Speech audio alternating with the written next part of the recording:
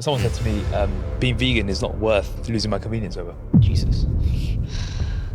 They think it's quality of life has suddenly gone down. I know these are crazy things to hear. People say they like animals, right? But then they eat them. So the meat paradox is basically that. Like, how can you say you like animals, but then also eat them? The most remote place I went to for veganism was a garden route tour of South Africa. Now bear in mind, in South Africa, if you eat chicken, you're considered a vegetarian.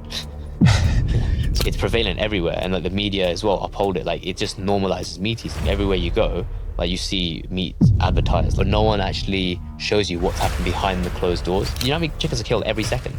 1 or 2 or 10. Yeah, it's 2,300. Wow, in the world? Across the world. Wow. For fish, it's even crazier. It's like in the trillion. Really? You count by mass. Female cows are forcibly impregnated by farmers. You know, you get vegan phobia that exists in the media, where people literally think it's okay just to talk down to vegans or make jokes about vegans, because I think what vegans do is remind people of this uncomfortable truth. All right, I think that's everything on the nutrition side. Yeah. Now we've covered first 5 points are done. First 5 points are all very much nutrition based. So let's switch gears now a bit more into point number 6. Being vegan is not inconvenient. That's the truth I've learned. I think this might be the reason why a lot of people may try it, may want to, but keep thinking about it but never really make the switch. Because it may not be convenient, or they may not think it's convenient. Let's talk about convenience then, and maybe we can share examples on both sides where potentially it hasn't been convenient, where potentially we were surprised at how convenient it is. I mean, I thought that too. Again, convenience is a big factor. I think, people don't want to do something that's inconvenient. In fact, just on that, look, I remember once someone said to me, being vegan is not worth losing my convenience over. Jesus. I've heard that. I hear that a lot. It's just not I mean, I say Jesus, but I guess it's not convenient enough. Of like, Did I say people that? try Yes. veganuary and I don't want to carry on because it's not convenient. Like, I've got to do all these things and which is maybe if it's the quality of my life that's going yeah, down. I think That's it. They think it's the quality of life has suddenly gone down. I know these are crazy things to hear. it's not even crazy. I think This it's is legit. This is what people think. It's like the quality of life is going down because they're vegan. Yeah, and I think we have to be honest about that. So that's something to consider. Yeah. And so let's talk about that whole factor. Yeah, I think it's something that you definitely have to take into account. I guess for me, my motivation was so strong to be vegan that I didn't allow this to become an issue. Yeah. And it probably was an issue because I was doing this back in 2017, right? And it was nowhere near as good as now. But I know people that have been vegan for like 30, 40 years. Could you imagine what they were eating 30, 40 years ago, right? It was super inconvenient for them to just be getting served a salad and stuff.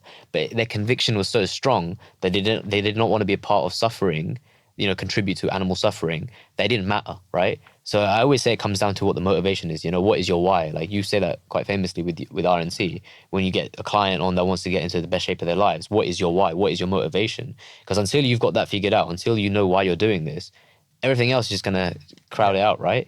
So that you have to really ask yourself why you want to go vegan. If it's for health, then yeah, if it's for selfish, like personal reasons, and I say selfish because personal reasons are selfish. If we think about personal reasons, it's for the self, and therefore it is inherently a bit selfish. So if it's things like health, you're probably it's easy to fall off the bandwagon because, and remember, veganism isn't about health. It's an animal rights movement, right? It's about someone else. You have to think about the victim. So the motivation is one part of it, but then you think about, the inconvenience side of things and why that might be a factor. I think 7 years ago, that might have been an excuse that even I probably would have said as well, like it's kind of inconvenient, there's no food around us and that. I don't think it really holds water in today's world, especially in London, major cities in the world, New York. We've both now traveled loads of places as vegans, right? Like what's the most remote place you've gone that was where you were vegan, when you were vegan? Well, this is one of the examples I was going to give where it was hard. So in the last 22, I've been vegan 22 months as of recording. Yeah. I spent 5 months of it abroad. And the most remote place I went to for veganism was a garden route tour of South Africa. Now, bear in mind, in South Africa, if you eat chicken, you're considered a vegetarian. So on this garden route tour, which is like taking to remote places of South Africa, they didn't understand what veganism was. They didn't understand anything below chicken. So I'd go to restaurants and I'd just say, So we were like staying in different places each night. I don't know if you know the Garden Route tour of No, Africa. It's like you're basically going along like the whole width of South Africa, and you stay at a different place each night. And you're in very rural places. So what I'd do is I go to like petrol stations and I buy a can of beans, and then I'd go, because you can get those anywhere, right? Yeah. Then I go to the restaurant and there's nothing on the menu. There wasn't like avocado and toast. There was nothing, right? Yeah. So I just say, look, just cook me some rice and give me some veggies on the side. Yeah. And then they give it to me. And I just open the can of beans. I'll say, just pour the beans on top. Yeah. And that was my dinner. And I had to do that for a couple of nights in a row because that's all I could do. Yeah. So it was fully like, it was the least convenient for me. Yeah. Wasn't hitting my protein goals. Yeah. And honestly, I was Why'd you do it? I was thinking to myself, it's a good question, because I was like, in my head, I was like, there's no other option. Like, I can't. Yeah. I'd already made the choice, and I know the reasons why I'm doing it. Yeah. Which, for me, are very similar to yours. Yeah. Probably less animal rights driven, more, I'd say more, well, it is animal rights, but it's just in a different way. Different The way I think yeah, about it, different way you think. Yeah, exactly. I think about it more from I'd say more environmental consciousness. Yeah, almost like a spiritual thing for you. A spiritual thing, but it's the same thing. Like It's still animal rights. We're all interconnected. Yeah. We're all connected. Yeah. The future of the planet, the future generations. These are the reasons why I do it, which is the same ultimately, I guess. Yeah. But I remember it wasn't even a consideration. It wasn't like, oh, I just have a bit of chicken. Because in South Africa, like especially on that Garden Route tour, we were on game reserves. Yeah. Like 10 years ago, I had a field day, right? Like, I'm like, this is like my favorite stuff. You'd have been next to the lions. Like. I mean, like this is like my favorite food. But it wasn't even like on the radar. And I remember that's when I thought to myself, it's not about convenience, this whole thing. Yeah. Because if it was about convenience, I would have given up then. This was maybe 10 months into being vegan. So it was part of the lifestyle, but I hadn't been tested.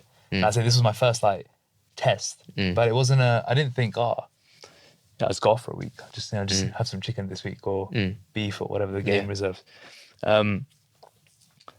And then ever since then, everything else has been a breeze. And I think there's some things I do now that I didn't have to do before. So I now think about where I'm going a bit more in terms of if I'm going, like, for example, we're traveling to Mexico soon. And one of the things I've done already is like, where are the vegan restaurants? Where are the vegan cafes? Because what you don't want to do is just end up being avocado and toast everywhere, right? You want to be able to have a protein source. And I think it's probably this, when you've been training for so long, you can't comprehend eating a meal without protein. I don't know if you're the same now. You just associate protein with a complete meal. Yeah. So I do think about these things, and that's probably something I didn't have to do before, because before, you can get protein anywhere, right? Yeah. And in the worst case scenario, you end up being at a petrol station, you can get protein from there. But you just can't get that as a vegan, right? Yeah. So I do think about these things of like, where am I going to eat protein? Where am I going to get tofu from? Where can I get these things from? Whereas before I didn't have to do. So I have to do a bit more planning. Like next week I'm meeting a colleague in town in London, and I was like, I'm going to go to a cafe, but I also want to have a quick bite to eat. Yeah.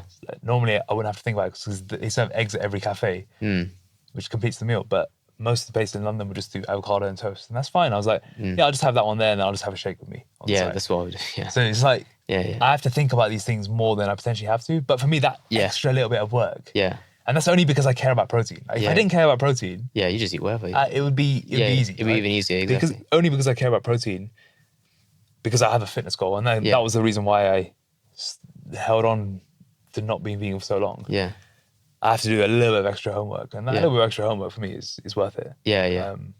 Like worth it in space, because I don't have that guilt or ethical dilemma that I was in previously, where I'd be eating something I don't really feel good eating. Yeah, I mean, you hit the nail on the head, right? It's like what you're willing to do. Like how much of an inconvenience are you willing to take to realize ultimately what your goal is and what sits right with you? Like, what aligns with your values. Yeah, you have a few extra shakes a day, fine. That's like, it's not worth it. It's the most minor inconvenience, right? Minor inconvenience. I have a protein shake.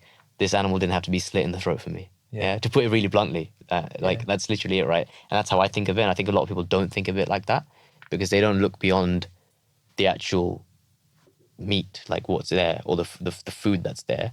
Because at the end of the day, like, I no longer look at that as food. I look at that as the individual. So my head is always going back to the original source of what that means. And I think a lot of people aren't there yet. So a lot of people that aren't vegan, especially, because I think when I first went vegan as well, like, I wasn't there, right? Because we're conditioned for so long to think of this stuff as food, which it is for so many people, right? And we're conditioned to think that we don't really look at it from the victim's perspective. And I think once you start doing that, these little inconveniences, they melt away almost, and you're happy to I'll just do it. Like, I don't mind, right?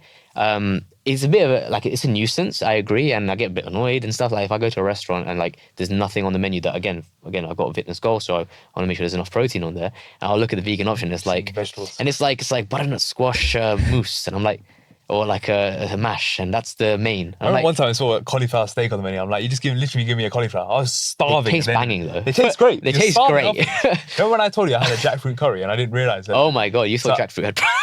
This is like week 1 of protein, and I went to an Indian restaurant. I ordered jackfruit curry. Yeah. Tasted amazing. Yeah. And I was like, I'm starving on the way home. I was like, well, I'm pretty sure I'm eating I thought jackfruit was protein because it tasted. Yeah. I thought it was like a mock meat, an alternative. I was so ignorant. I didn't know. Yeah. I must have texted you, and you're like, you do realize jackfruit's just fruit. Zero protein. Yeah, it's just fruit.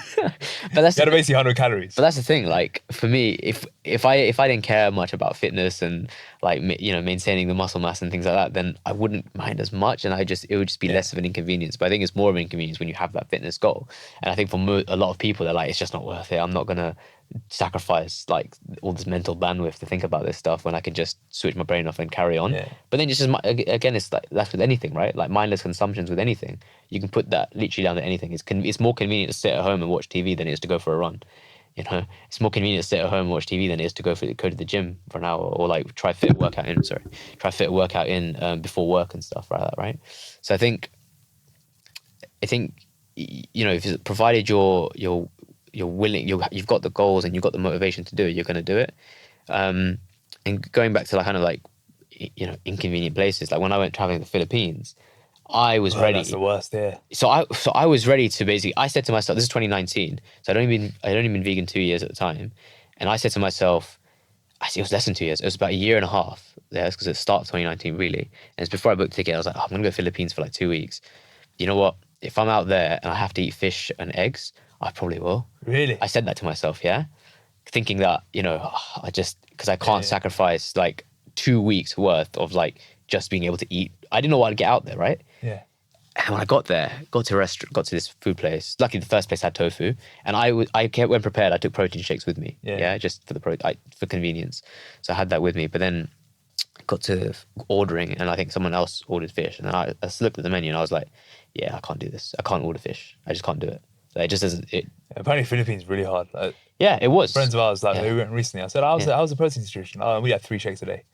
Yeah, I was having about 2 or 3 shakes a day. Yeah, I found places that did. I actually found 2 complete vegan restaurants out in the Philippines on remote islands as well. Okay. So they were completely vegan. I don't know if they're still even around anymore. One was called. Yeah, which island? Oh, which islands? Coron and El Nido. Okay. Coron and El Nido. So on the. I think one like hack that I use when I'm traveling is.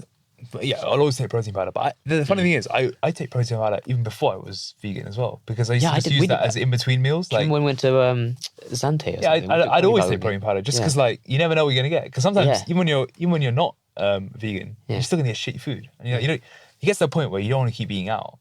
Yeah. So one thing I do now, whenever I go, is I'll take protein powder. But I'll always take some oats with me. Yeah. And I know breakfast is covered for me. Breakfast is it's done. I've got a good breakfast. Yeah. And then I know no matter what happens in the day, I've had enough fish protein. If I only end up with like 100 grams that day, 80 grams, 100 grams, I'm okay. I'm not going to lose any muscle. I've kind of got over that fad. Yeah. As long as I train hard a few times when I'm out there. Yeah. But I'll always take oats and protein, and I'll have that in the hotel or wherever I'm staying, because most places don't serve vegan protein options for breakfast. So 50, 60 grams of protein powder with 50 grams of protein, and you've got a decent start to the day. And that kind of gets you going. Because if you start on the wrong foot, then you can kind of feel like it's a struggle. But that way, I do wonder as well though how much of this actually matters in the grand scheme of things, because that's provided, a lot of it's probably on our head. I think a lot of it is in our head. I think provided your training intensity is good and you're still training hard, you're probably going to hold on to the muscle. Like I think a day might not make a day or two might not make a difference. I have read research before that 7 days of not training at all, coupled with poor nutritional content of your diet, 7 days is enough to kind of start reducing muscle mass and stuff. But you have to also have not trained at all or given any stimulus for the muscles to stay there. So, but interestingly, more and more, I have that approach. Like Chani will say to me, "Oh, in this place we're going to for the next 2 weeks when we travel, it's not going to be the best protein options." I said, "Yeah, it's fine. I'll I'll have my breakfast. Then if I have a little bit less protein those 2 weeks, it's fine. Yeah, it's not me in the And world. when I was in South Africa, there were some days I was probably having 50, 60 grams a day. Yeah. And my focus was just on training. Because your training is still going to be good, right? You're still going to be able to train hard. That's the main thing. And if I can train hard, I'm going to hold on to muscle. Because the only reason I care, I don't need to have this much muscle. Like, I'm not saying I'm a bodybuilder, but I probably have more muscle than I need to have, right? I mean, if you're looking at that sense, I don't need to have this. But you still like having. I like having muscle. Exactly. I like the look. I like the feel. I like the and physique. you worked hard to get there as well, right? So for me, as long as I train hard, frequently enough, it keeps that. So the convenience factor for me is gone. I think that South Africa was like the biggest test because I was like, if it was going to break it, it was going to be then. Yeah. And I think there was a few moments where I was like, this is getting tested. And I'm like, do I actually want to keep? And I have another rice and another pack of beans out the tin. Yeah. When these people are eating game meat off the barbecue. Yeah. It's not like I was tempted by that. It was more just like, I just want a decent tasting meal. Yeah. Right. I know what you mean. But then I think about the bigger picture and also just think about how lucky we are to have food anyway. Oh my God. Like, and that sort of, to even have this chat, when you have that bigger picture thinking, I think those inconveniences just sort of whittle away. They completely melt away. Like, we're so privileged to be even having this chat about like worrying about our protein intake and stuff. Yeah, I get it's a worry for some people, but literally it's a huge privilege to be able to even think about this. And that's another reason why like that inconvenience just doesn't matter. It shouldn't be a thing. And I think if it is, you can find ways to plan and work your way around it. And now look at us, like we've planned and worked our way around it. And now it's like second nature. You don't even think about it. Like when I went to, like I didn't even need to do this. I went to Paris the other day. I just took a few shakes with me, but food was in abundance. Like there was tofu everywhere, there was food everywhere. Yeah. But like there was a day when we were out all day and we didn't have a chance to get some food. I had a shake in my bag. I was like with my girlfriend, I was like, do you want a protein shake? Because we're not going to get time to eat between these two things. We're doing a lot of stuff today. Had a shake each, picked up like a vegan croissant. And that was it. We were good. We were happy and like satiated. And you got your protein that day. You just have to worry. You don't have to worry about it. That's the convenience side of things. So you can make things convenient for yourself. I think as you get more educated in nutrition as well, it becomes easier to go. Yeah. Like at the beginning, if you're new to the journey, you're new to health and fitness, you can feel overwhelming. Even just a normal diet feels overwhelming. Yeah. As you get deeper and deeper into the game and it feels more and more intuitive 100%, and natural and a lifestyle, then you worry about these things less. And it's that natural curve, isn't it? You start obsessing about everything, then you go really deep and you get OCD about everything. Yeah. And then you just come out the other side and you're like... Some of this doesn't matter. Yeah, it doesn't matter. But you have to go through it, right? You have to go through that. And I said to you earlier, like, when we go to Mexico City, where we're staying nearby, there's like 25 vegan cafes nearby. I couldn't believe it. I was shocked. That's another thing. Like, I think for anyone that's traveling, you'll be very surprised with how far we've come. Like in most places, like Paris is a vegan heaven. Like someone was like to me, you're going to struggle because they don't even have good vegetarian food out there. How are you going to find food? There's 60 vegan or vegetarian boulangeries and restaurants out there, like total. So it's like... Places in Italy are top, actually. Yeah, so you need to do your research. You'll find places, but always do your research before going. Another little inconvenience for people, do a bit of research, but it makes a world of difference because you don't want to be caught out there and then, be kind of screwed, basically, not knowing where to eat. Yeah. Cool. So I think that covers why vegan is not inconvenient. And it segues nicely into the next couple of points because this is where the reasons why it doesn't become, why it's not inconvenient is a thing. So number 7, veganism isn't a way of eating, it's a way of thinking and living. Well, yeah, it's not a diet, and I think that's where people get really confused, and a lot of vegans get actually quite annoyed as well because people treat it like it's just a diet, where I'm not vegan for the dietary aspect of it. I'm not vegan for like the food. I'm not vegan. I wouldn't say I'm vegan for my health. I'm not even vegan for the environment. Like veganism on its own is a philosophy. So it's defined by the Vegan Society as a philosophy that seeks to kind of exclude all forms of animal exploitation and abuse in the way of kind of food, cosmetics, medicines, clothing, in all forms, as far as is practicable and practical, right? So that key word of practicable and practical comes into it. Like if you're living in a society where it's just not feasible for you to get medicines that have not been, tested on animals and stuff, and you're going to freaking die or get really sick from not having this medicine, you're fine to take the medicine because that is a practical and thing to do. You have to do that. Otherwise, there's no point of you dying over it, right? Similarly, if you're in an environment where there is absolutely no access for you to plan a healthy vegan diet, then you only do the best you can. Yeah. No one's expecting you to completely do this, right? And yeah, it's not a diet. There's so much more to it. The clothing we wear, the kind of the things we consume as entertainment, like going to like a greyhound race is not something you or I would ever do. Like I've never done it, and that's probably one of the starts of my vegan journey, was probably thinking about that aspect of it. The fact that I was so against people going to greyhound and horse racing, but I was still consuming meat, and I didn't even put the two and two together in my mind. That actually, it's a whole wild scale of how we view animals, and how we kind of use them and abuse them for our own selfish personal needs, especially when we don't have to. It's unnecessary. And that's what veganism talks about. Like, you basically do what is necessary. So, if there's a food there, animal product and a plant product, and I can just eat the plant product, then why wouldn't I just do that? It's just about making that choice. So for the food thing, it's making that choice 3 times a day. But when it comes to the wider aspect of how you're living, it has to be a lifestyle. How do you think it impacts you socially? How's veganism impacted you socially? Well, I remember you asked me this actually when we were running in Lisbon. Yeah. Like, you asked me, and it was an interesting question, because I think it's sad, because I think you do end up not getting alienated, because I don't want to put people off being vegan, but I think there's certain people that may not talk to you as much as they used to, or invite you out to do the same things as they used to, and that really says a lot about the friendship you have with that person sometimes. But like, in reality, like, I've been really lucky that a lot of my friends will kind of, when they plan meals, they'll look at a place that have vegan options. They'll check in with me as well, going, "Oh, look, we're going to this place. This is what the options are. You happy? If not, like, can you find somewhere else? Or can we look, can we work out where do you want to go?" Or sometimes we'll book places that are fully vegan, even though that I'm the only vegan there. So it's really nice that it's, in that way, it's kind of nice that you can share that with people. But I think what it's done as well, it's opened up a whole new community to me as well. Yeah. I've met so many new, amazing, like, really kind, compassionate people through veganism, which I would have met. Like, I never would have come across these people had I not gone vegan. And that happens with anything, right? Like, you become part of, like, let's say you do Muay Thai, right? And you meet these new people and become part of this new, like, environment, this new club. So I think for some people it can be anything, and I think it's really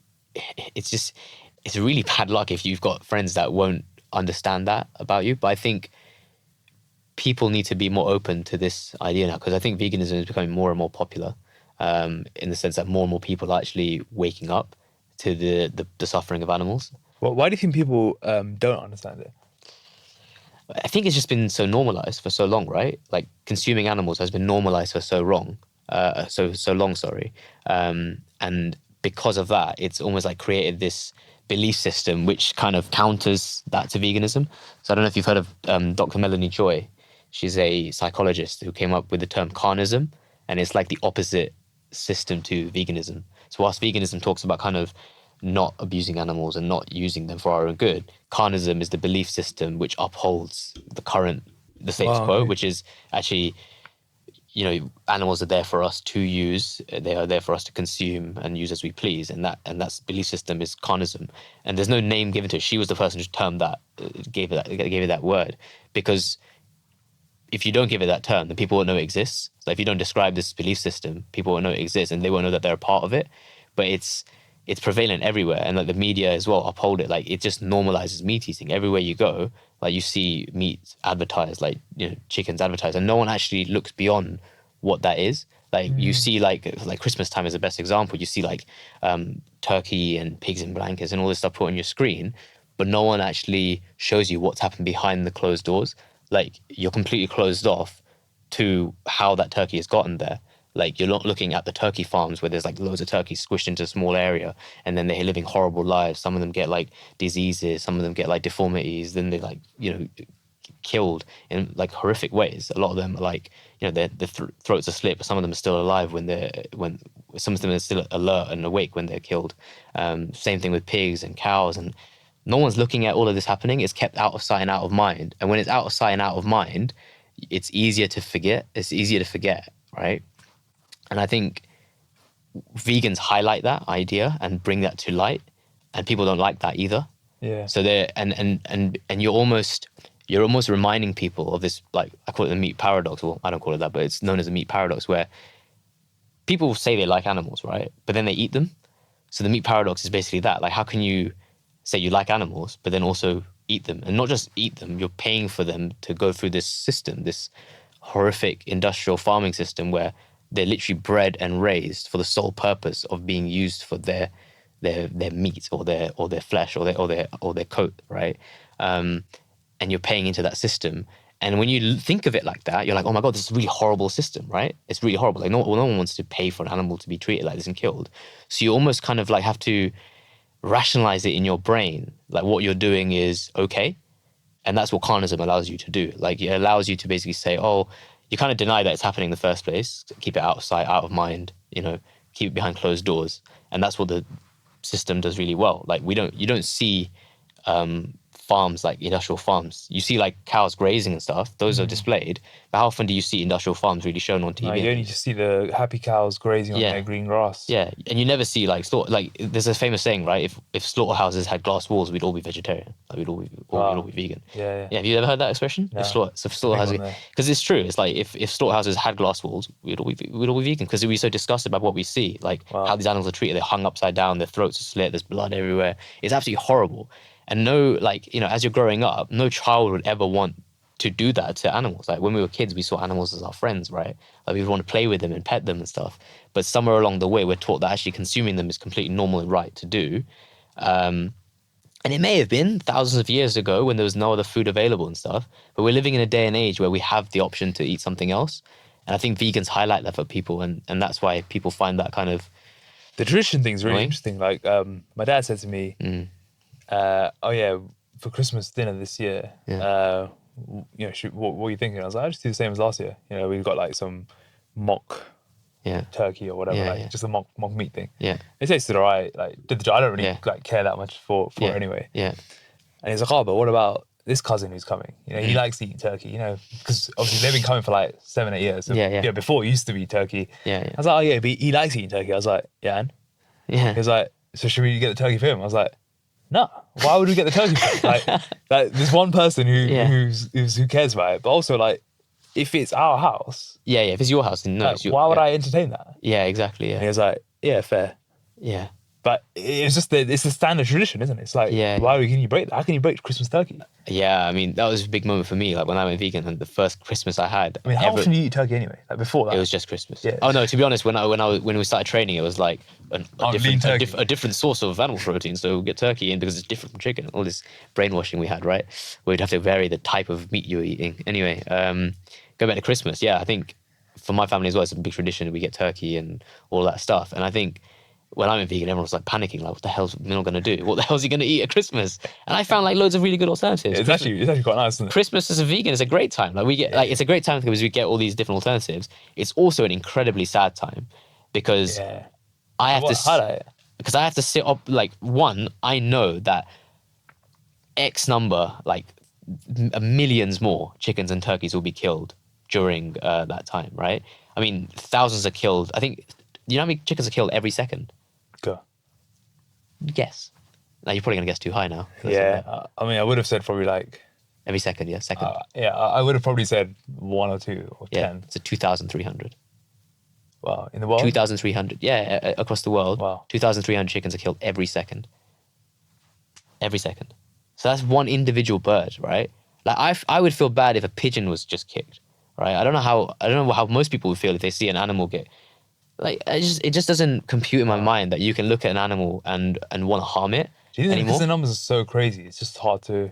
It's just easy to make it as a data point. Yeah, well, that's what it is. We treat these numbers as data points. But that same thing happens when we see lots of people being killed by earthquakes and stuff, right? It's horrible. Each person's an individual. I'm not equating people to animals completely before people get really triggered by that. I'm trying to just highlight the fact that each animal is a sentient individual, just like we are sentient individuals that want to live, that have a right to life. Yeah. And each animal as well has a right to their own life. And we take it away. And not only do we take it away, we do it on a mass industrial scale of 2,000 chickens every second, And the amount of animals killed every year is 80 billion land animals, right? Wow. For fish, it's even crazier. It's like in the trillions. Like you can't even count the numbers. Really? You count it by mass. You count it in tons because the amount of fish you're just dragging out from the ocean.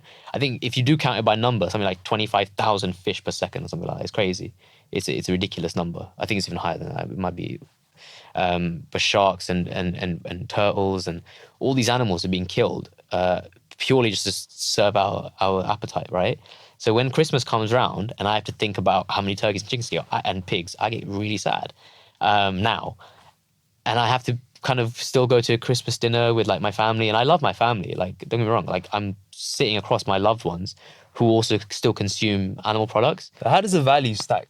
How do you sort of make peace with the fact that, because I think I'm starting to see more and more where you position a lot of your beliefs. I think maybe when I started being vegan, I was very much like, this is just my thing I'm doing, and I'm just gonna be vegan. But the more I see like the way you think and sort of operate as a vegan, so to speak, I understand more why you make certain decisions. I understand why you do certain things, because I'm like, oh, okay, I get it now, because this is not just a diet choice. It's a fundamental value shift. Like you think about things very differently. So you have to speak up when it might be inconvenient. You have to act differently. You might make choices not to go to certain things, because it's like it's a value system. That's different. Exactly. Like paying for certain things. So like if I go out for dinner and everyone orders a meal and it's like, oh, let's split the bill. And I'm like, hang on a minute. I'd rather not split the bill, because I didn't order the chicken, the lamb, the pork, the chicken, the sheep, the pig, the cow. I didn't order these animals, so I don't want to pay for them. Can we just buy separately? And I remember the first time I raised that with some friends, there was a bit of a really, and then I kind of explained it, and they got it. They were complete. Now it's like, oh yeah, minerals bill separate every time, because they know. But the first time I had to raise it, I questioned myself, like, should I be doing this? But then it's like what you were saying. It's not a diet. I'm not just a vegetarian. You know, I'm vegan. It's a philosophical choice, and people liken it to a religion almost. It's not really a religion. It is a belief system. You know, we don't pray to a god or anything, but it's in the sense that it is tied in with your identity in the sense that, like, of course, I'm more than a vegan. You know, I'm also a doctor. I'm this and that and this and that. But veganism itself is a philosophical belief system, isn't it? And it encompasses everything you do and the choices you make to try and minimize the harm to other sentient beings and to other, like, to animals. And when it comes to things like paying for the bill, like if I don't want to pay into that industry or pay for that product, why would I do it, right? And I think once I've explained that to people and they kind of get it, and the way I explain it is like, you know, you wouldn't expect someone who's Muslim to pay for alcohol because they don't consume alcohol. Not exactly the same thing. They're not consuming it because their religion tells them not to consume it for whatever reason. But it's in that same, I say it's in that same realm. Like, a vegan should not be expected to pay for meat. Similarly, like when you have Christmas, you shouldn't be expected to have turkey and chicken in your house. Now, I live in a house where there is meat products in the house, and I can't change that because obviously I live with my entire extended, like my family, my dad, my uncle, and stuff like that. And I have to make peace with the fact that every now and then there'll be chicken and meat in the house. But luckily, I've got my own refrigerator. Like, again, I'm privileged enough to have my own space where I can have my stuff, and everyone respects that. I think it's about having that respect from people, not to, respect my beliefs and my space, and not kind of, I'm not doing this to inconvenience others. I'm not doing this to shit on others. I'm doing this because I think it's the right thing to do. Why do you think your family haven't gone vegan? Loads of factors there: stubbornness, laziness, inconvenience, not motivated enough strongly by the suffering of animals as much as I am. It's because it's just it's out of sight, knowledge. Lack of out of sight, out of mind. Ignorance is willful ignorance. I call it willful ignorance. So don't tell me about this because I don't want to know. Yeah. And even if you tell me about it, I'm not going to take in what you tell me enough for it to make an impact to care. So I could tell you everything about why you should go vegan, but unless someone's talking to you about anything, you're either listening to them and really engaging with them and reflecting on what they're saying, or you're listening to them, but in your head there's a monkey clapping cymbals, and it's just like, this guy's just telling me stuff. I'm not going to do this anyways. In one ear, out the other. And a lot of conversations do go like that about people, and it happens all the time, not just with regards to veganism, anything. Like, you tell someone how to get in the best shape of their lives, they can sit there and go, I really want to do this. Even though they might have type 2 diabetes, they got heart issues, and they're like still just. It's just like that. It hasn't landed for them, is it? It's literally just like that. Like, people will do whatever they want to do at the end of the day, and I get that with a lot of my patients as well. That, like, they've got illnesses and stuff that are lifestyle related, and you tell them about it, and they look like they're engaged and they're listening. But really, unless they're really strongly motivated to do something and care enough to do it, they're not going to do it. Mm-hmm. And I say, I liken veganism like that, because it is about changing someone's belief system and way of thinking to come around to actually caring about the big picture. And a lot of people just don't. So that's why my family haven't done it. What's the thing? What's the deal with you mentioned vegetarians a few times, right? And there might be quite a few vegetarians listening to this. Yeah. Who say, look, I don't eat meat, I don't eat fish, but I'm vegetarian. What's the problem with vegetarianism? Obviously, it's dairy and eggs, right? Yeah, it's dairy and eggs. And I always ask vegetarians, like, what is the reason they're vegetarian? And a lot of them, it's because they were raised vegetarian. Like lots of Hindus, they were raised vegetarians. The only thing they know. Some people find the taste of meat disgusting, or the concept of meat disgusting, because when you have meat, you know an animal literally died there and there for you. But milk and we've talked about this before, but milk and eggs is on par. I liken milk on par or worse than beef.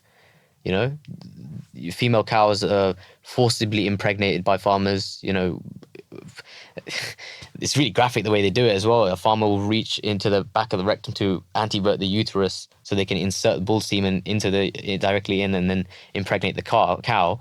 The cow carries the calf for about 9 months or so, similar to a human pregnancy.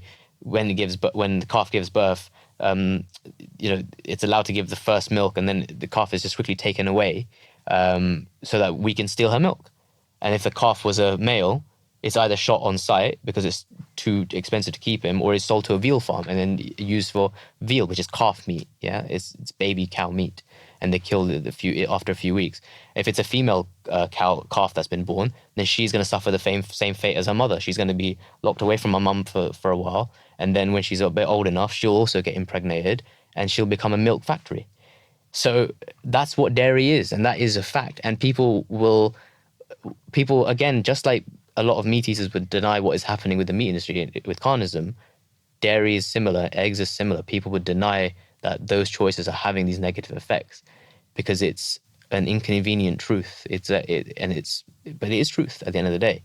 And I don't want to tell vegetarian, I don't want to tell anyone that what they're doing makes them a bad person. This is the one thing that is really important. I also ate meat. I also consume dairy. I also ate eggs. I am also not perfect, and vegans are not perfect. Just because you're vegan doesn't mean you're a good person. Yeah, let me make that completely straight. That just because you're vegan doesn't automatically make you a good person. You know, it's your entire actions and beliefs and everything you do that defines who you are as a person, right? But I think people will go on the defensive, especially a lot of vegetarians do go on the defensive when they're spoken to by vegans, because vegans remind them of the fact that they are still contributing towards these cruel industries, which are the egg and dairy industry. And they are cruel, make no mistake. And I think what vegetarians need to ask themselves is, why are they vegetarian? If they're vegetarian because they don't like the taste of meat and they're a bit religious, okay, fine. But if they are vegetarian because they care about animals, then really the next logical step is veganism. And it's about how much of an inconvenience you're going to allow that to be. Looking for alternatives to egg and dairy before you make that step. And a lot of vegetarians are on the way. And I know a lot of your listeners were vegetarian and then pulled the pin and went vegan as well, which is great to hear. But a lot of people just say, "Oh, I've just raised that way," and they don't actually care about the big wider picture of things, which I say fair enough. But I guess the job of people like us is to show people why they should maybe care, because at the end of the day, we can talk about this for ages, but there is a victim at the end of this, and that's what people should think about, the fact that there is a victim at the end of our choices, and if we can try and minimize the harm, we should. Yeah, and not only for the animal industry, but for the planet, climate change. Yeah. Dairy is all these bigger picture reasons. Picture reason especially for dairy, because it's really wasteful. So it takes a lot of milk, again, a lot of land, a lot of food, a lot of resources to produce dairy. Yeah. When they compared, I think BBC did a good article on this where they compared, or Our World in Data has good picture graphs on this as well. But they look at kind of the resources required for different types of milk, so dairy milk, oat milk, soy milk, all the different nut milks as well. And dairy is the worst offender on land use and water use. Segues nicely on to point 8. Vegans aren't vocal about veganism to be annoying. Says the two guys who spent nearly 2 hours talking about veganism. Yeah, I mean, it's true. What do you think about that? You wrote it. Yeah. What do I think about it? I think the more you see and the more you hear and the more you understand what's going on, the less you can just keep it quiet. And I think it's not to be the annoying vegan that the new vegan turns vegan, all he starts talking about is veganism. I probably went through a little bit of that phase, probably not as bad as you, Probably not. but I had a period where I was probably just publishing too much vegan content, and I was like, you know what, this is not the way to do it. Right? I think there's an element of like you live by example, but then I think there's also, as I've got deeper into it, it's like, well, why did I say to you we should do a podcast on 9 things about veganism? Because I think it's important to message to get out there. And yeah, I'm timing it with Veganuary because I think it's a good segue and it's a good awareness tool for people to start thinking differently. But I'm not doing this to be annoying. I'm doing it for the previous 7 points we've just raised, where it's health, ethics, it's fitness, where in the sense of you don't need to worry about it. Environment. It's those 4 reasons. And the more you think conscientiously and about the world, I think it's just very hard to ignore. And I think it becomes a sense of duty of wanting to create more awareness around important topics that are health, fitness, environment, and ethics. We've covered all 4 of those elements in here. And some people may see the title of this and think, oh, it's just another vegan rant. And there probably will be that element. Some people may still be listening and starting to make, hopefully a few changes. And I think when I always ask you, like, was it worth it going to that march? Was it worth it doing it, speaking to people one-to-one on the street? And I potentially see it differently. Like, I think activism can be done in better many ways. Many ways. It's probably better. Many ways. Yeah. And for me, it's I do it through showing my fitness journey, because I do my fitness journey whilst being vegan, which is probably the biggest influence I have in. Because that's my space, body composition, being lean, fit, etc. But I think there's also a space, and I'm not as knowledgeable as you are when it comes to the ethics and the health implications and all the other areas. But I think there's an element of needing to bring the bigger conversation in conversations like this, and like we're bringing on Dr. Nagra and other people, experts in the field, to shine a light on the actual stuff going on as well.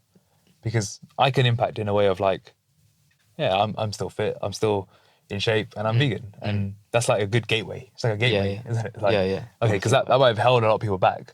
So let me just try that, and then I'll come into the other stuff. Which is probably the way I sort of did. I didn't watch a documentary and turn vegan. That wasn't the way I did it.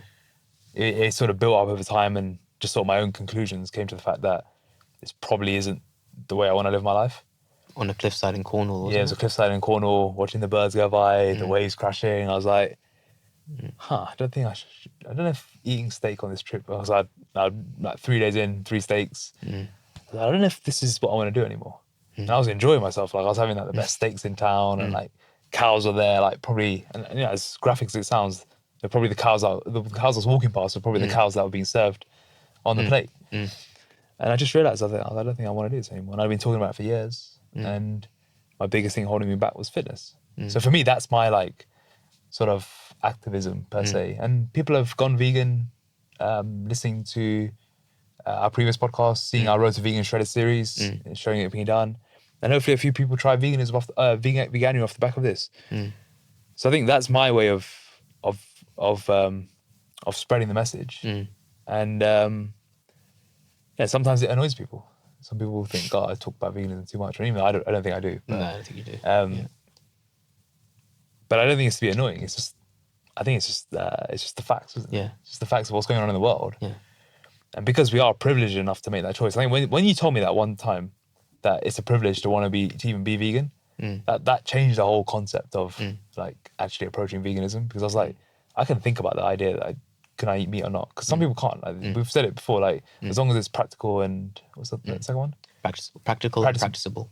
Yeah. Yeah. For some people, that's not possible because of whatever reason, lack of food resources, or lack of access is the biggest. Lack of access. Yeah. If it's not accessible, then you can't do it. But we can. We can go to the supermarket and decide to pick tofu or chicken. Yeah. It's just like if you can make that choice, it's easy. Yeah. And vegan food tastes amazing. Yeah. Like all my food tastes amazing. If you can cook.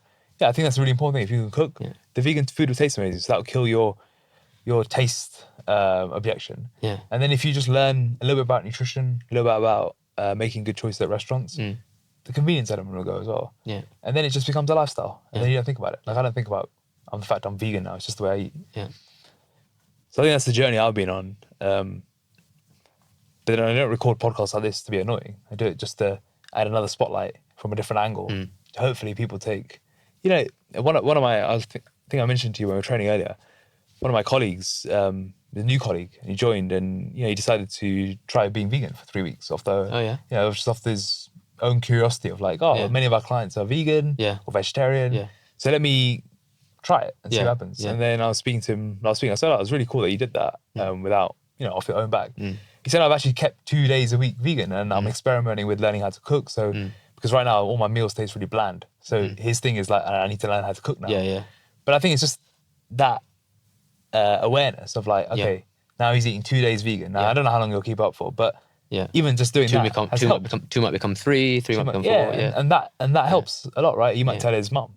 His mum might drop one meal. Like, the domino effect can happen. I think that's, I think even just reducing meat intake, and I think a lot of people that I speak to are keen to reduce it.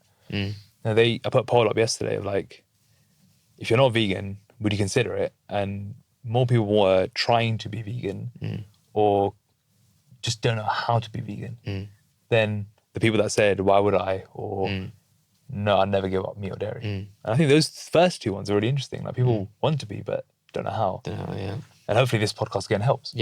And the other one is people are trying. Like they want to make those choices, but either the switch hasn't been flipped yet, or it could be a knowledge gap, or it could be a convenience factor, or it could be a lifestyle thing. But yeah, that's the way I think about it. Yeah, I mean, awareness raising, that's like the best way to put it, really. That's why vegans do what they're doing. Definitely not to be annoying. Like, why would anyone want to be annoying? But you have to ask yourself, why do people find it annoying?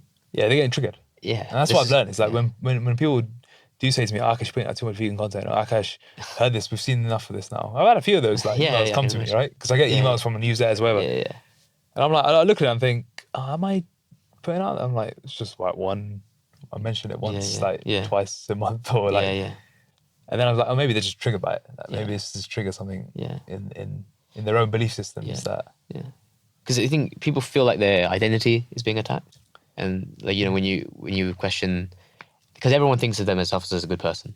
That's pretty. I think that's pretty. You can say that pretty safely. Like most people think of themselves as good people. I think on the face of it, most people are pretty good people. When we talk about veganism with people or raise awareness of it, I think it might put people on the defensive. And I think people don't like being reminded of what their choices are actually contributing towards.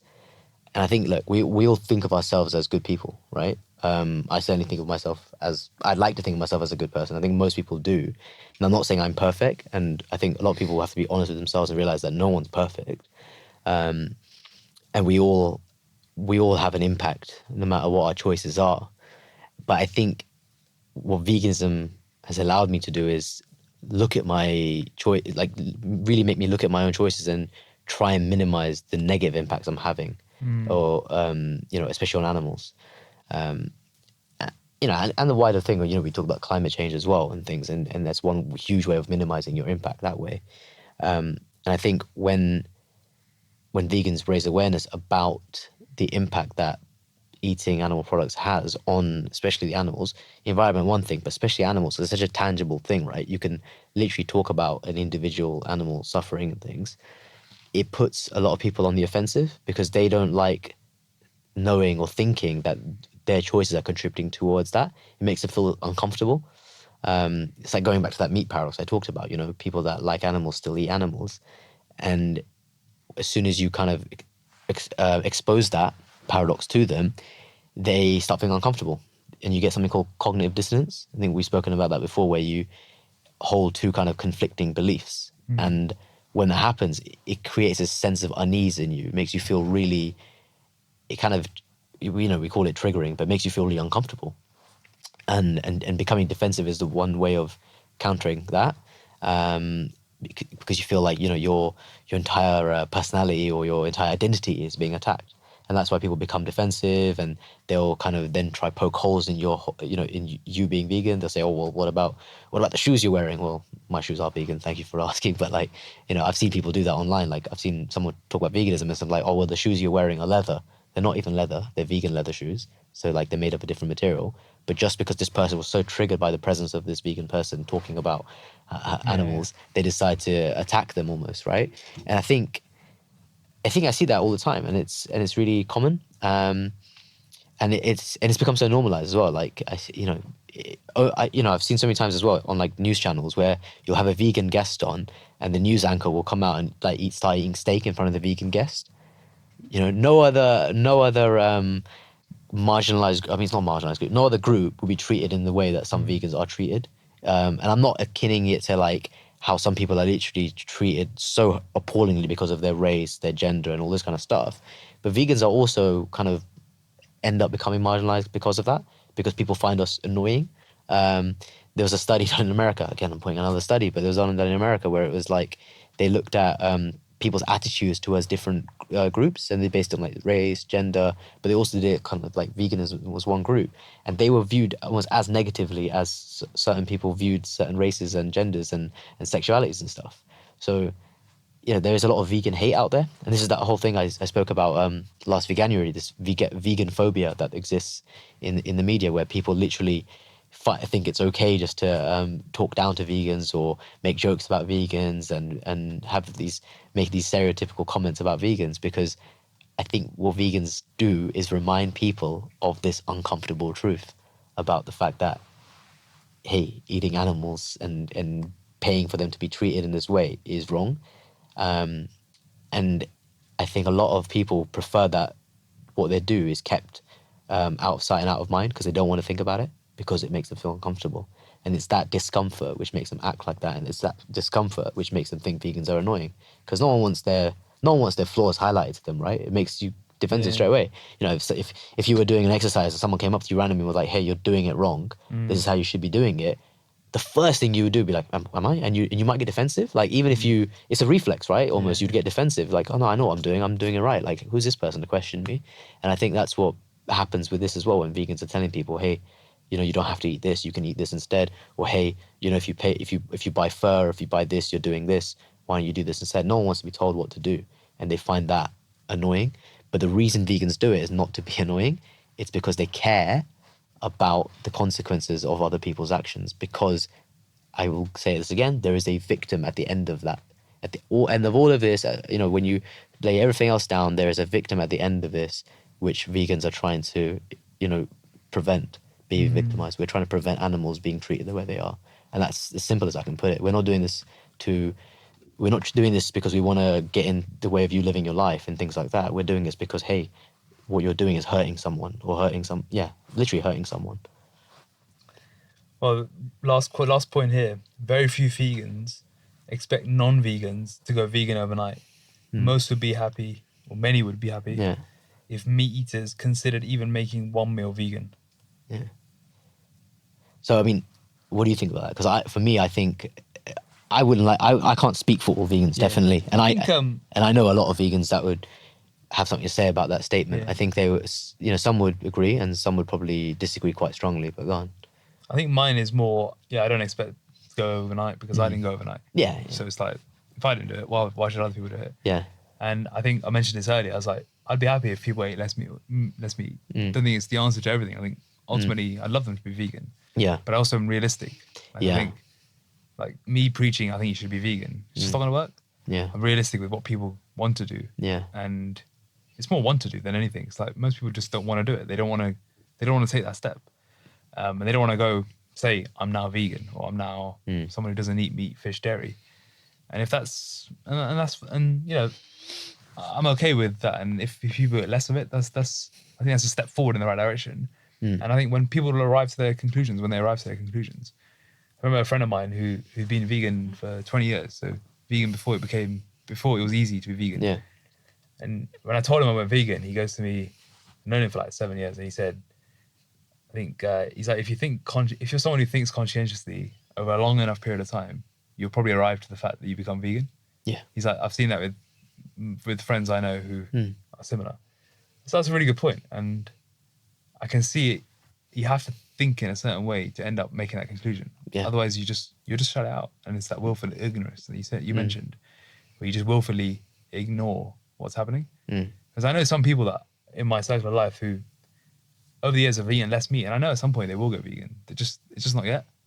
Because firstly, they just haven't had probably that big trigger moment. It's like starting a weight loss journey, isn't it? It's like, you know what to do, but you're waiting. But I know others who will just never even consider it. They'll never know there's never know anything's even happening. Yeah. So in spirituality, a friend of mine Yeah. said, most people, there's like a plank on the floor, and if you open the plank, there's a whole pond underneath it where all this life and experience is happening. Most people will walk through life and they'll never know that plank can be opened. It's just floor. I think it's the same with veganism as well. Most will never know this is even going on. They just see their chicken next to their tofu in the supermarket and they say, "Oh, what do I fancy tonight? Chicken or tofu?" Yeah, chicken. And I think that's the sad state of affairs. I think, and I don't think it's not a case of like I don't think there's anything I can do about it, but I think there's potentially less I can do about it than potentially I think. There's less you can do about what? Changing that perception, because I think people just need to arrive at that conclusion a lot of the times themselves. A lot of people do know what's happening in my circles anyway. Yeah. Not in the mainstream, because I think the mainstream some people just don't have a clue. Yeah. But in many of my circles, they'll know what's happening, but they'll either take the piss. Yeah. Or they'll be like, "Oh, but soy burns more rainforest than..." Which doesn't. Yeah, that sort of chat will happen. Well, yeah. Or they'll take the piss, or they'll just be like, "Oh, it's cool you're doing veganism." Or they'll be like, "Oh, well, how long are you gonna be vegan for?" There'll be all these things going on, even though they know the things. So there's a word for that. Yeah, and in those circles, I don't know if they'll ever do it, but they know, they logically know, but it's probably just gone in one ear and out the other, like you mentioned earlier. So yeah, I don't know the answer to those questions and how you make a behavioral shift outside of just having more conversations and over enough times, the trigger moment will happen in a way that they didn't expect to. Like me, I didn't expect to sit on that rock and suddenly say, you know what, I've had enough. I didn't go into that mini moon. I didn't go into that trip thinking, this is the last time I'm going to have meat, which it ended up being the last time I had meat. So it just happens sometimes when you least expect it. Yeah, organically. Yeah, sometimes organically. Yeah, I mean, that's my opinion. Anyway. Yours is probably a bit different. Similar, I would say. I mean, going back to what you're saying about people kind of almost taking the piss, and you say they know what's going on, and then they kind of have all these excuses lined up. There's the word, so that's again part of that whole carnism thing I was talking about, and these are almost cognitive distortions that people have. They kind of like, or mental gymnastics, even if you want to call it that. They kind of give excuses as ways of justifying it. Like they'll either kind of put veganism down, or they'll minimize the actual issue that's happening, or they do certain things. But yeah, I agree with you in the sense that like I don't expect everyone to go vegan overnight. Like I kind of did go vegan overnight because my conviction was strong enough, and I guess I had the knowledge enough that I knew how to kind of plan stuff nutritionally. Like I learned as I went. Don't get me wrong, I didn't know everything overnight. That's crazy. But like I was confident that I could make it work for me. Whereas a lot of people aren't, and a lot of people might struggle. Yeah. So I don't expect them to just do it overnight. I think you need the right motivation to do it, and then you also need to know where to look for help. Like there's so many resources online that will help you like go vegan. There's 22-step challenge, there's plant-based health professionals, there's Veganuary itself, there's the Vegan Society website, and all of these have like loads of free resources for people if they're thinking about going vegan. So even if you don't want to do it overnight, you've at least got all these resources to help you get there. And I think when I say that, most vegans will be just happy with me as reducing their intake. I think some would really be happy, but I think a lot of people really do see, again, going back to the victim, they see it so much that they almost like, if you don't go vegan, you're only doing half the work. Like unless ultimately your aim is to go vegan, you're still going to be contributing to killing animals. Like even if you're going vegan like twice a week and stuff, those other 5 days you're still eating animal products, you're still paying into industry that's still ultimately cruel, and like you're almost then absolving yourself of the fact that you're doing that, because you're saying I'm offsetting it by having 2 days vegan. So it's like, oh yeah, I'm only killing pigs 5 days a week instead of 2 days a week. Like it's still, at the end of the day, it's still a horrible thing that we're doing. But so I need people to kind of shift away from thinking that just because you're doing it 2-3 days a week makes it okay. I think it's still overall not okay. And I think if the goal is, if the environment, if the goal is your health, then yeah, cutting down, minimizing, reducing, that all makes sense in those contexts. Yeah, don't get me wrong. I don't want people to think just because I can't do it every day, I'm not going to do it at all. I still think doing something is better than nothing, and it always will be, because doing something is always better than nothing. But at the end of the day, when we talk about veganism being an animal rights thing, doing it twice a day is just not going to be enough to stop the suffering. Yeah, when ethics comes in, it's different. When ethics comes in, it's completely different. I think, for climate change, for health, it's definitely better than doing nothing. And that's what, and I think if it's the first step for someone to say, okay, I'll do 1 day a week.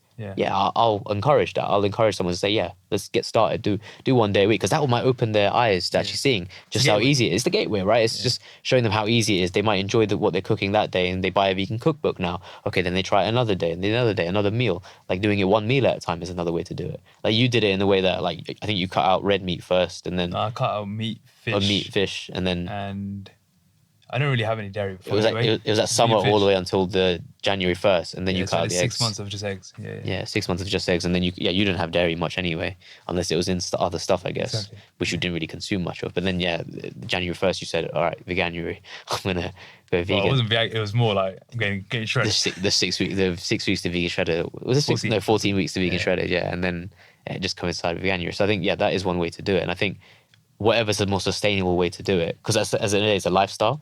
So if you can make it a sustainable way to do it, you're more likely to stick to it and do it. I don't want people to jump in all in and then just give up either. Why do you think people will listen to this podcast or watch all these documentaries, or even just try Veganuary and then stop? Yeah, like we listen to this podcast and then devour a ribeye steak tonight. Yeah, or maybe that one's the first question, and the second question is try Veganuary and then stop. Yeah. Well, one, for the ribeye thing, like for those people, are they really listening? Are they really taking in what we're saying? Are they actually understanding what the weight of the words are? Like when I talk about a victim, is it just a word, or does there actually a meaning attached to it? Are you going to look beyond what that word is and actually look at who the victim is and what sentience means and what suffering means? Like these are just abstract words and concepts, right? Until you actually look at on the ground what's going on, until you actually see what a pig farm looks like and what a cow farm looks like and put yourself in their shoes. Like if you're able to empathize, I think people with high empathy levels are more likely to stick to things and be kind of moved by these things and want to make a difference.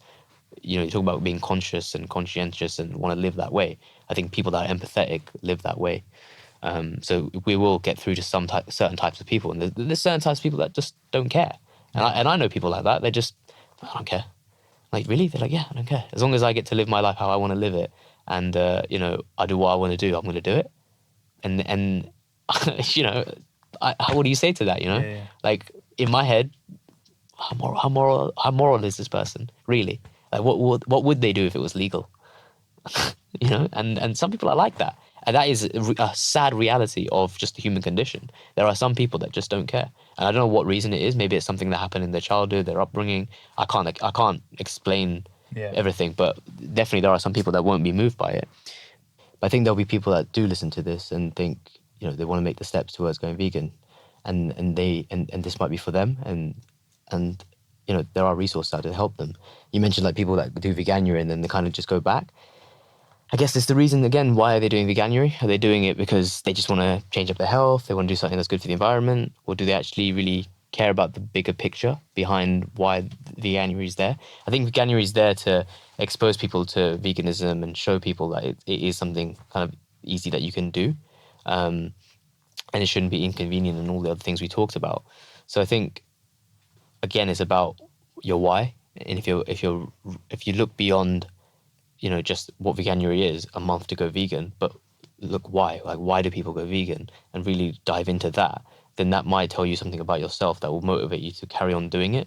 Whereas, a lot of people just do it and then kind of don't think about it for the next 11 months, right? Again, it's that kind of out of sight, out of mind, staying willfully ignorant and all these things, which people just do. I think comes down to, again, people's perception of what is convenient and what is not. Brilliant. So this episode's coming out early. You'll be listening to this early December, end of November. Veganuary is around the corner. Yeah. And whilst it may not be the be all end all, I think it's a perfect segue into introducing yourself to veganism. Gives you a reason to do veganism. Like, some people might not start it now, but January 1st, fresh start. Yeah. Try it for 31 days and use those 31 days to educate yourself. You know, maybe go to your Instagram page from last year. I don't know if you're going to do something similar this year, but what you did last year, every single day you covered a topic of veganism. Yeah. So go to Minil's Instagram page. Educate yourself in different ways, understand what's going on. Yeah. That along with Veganuary could be the perfect gateway to something, longer term. But hopefully you found these 9 points interesting. Yeah. And it's interesting that you did them, I think, 18 months in. It's nice to revisit them. Yeah, 18 months in. We've had multiple technical issues trying to get this out there. So let's hope it's come out in one piece. I don't even know if that's even recording. That's a wrap.